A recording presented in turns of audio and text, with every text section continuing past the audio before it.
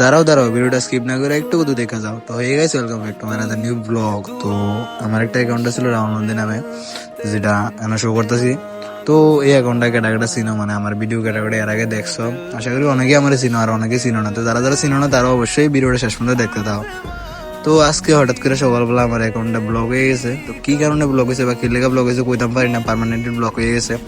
তো যার কারণে পুরো মনটা ভেঙে গেছে। কারণ তোমরা যারা যারা কন্টেন্ট ক্রিয়েটার আছো বা এমনি নর্মাল মানুষও যারা আছো, তারাই জানো যে একটা অ্যাকাউন্টের গ্রোথ করতে কতটা পরিশ্রম লাগে, কতটা পরিশ্রম করানোর পর একটা অ্যাকাউন্ট গ্রোথ হয়।